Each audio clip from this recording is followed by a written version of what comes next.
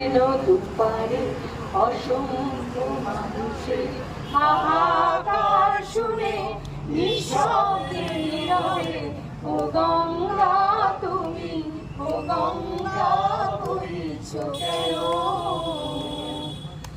দিন দুপারে অসংখ্য মানুষের হাহাকার শুনেও নিঃশব্দে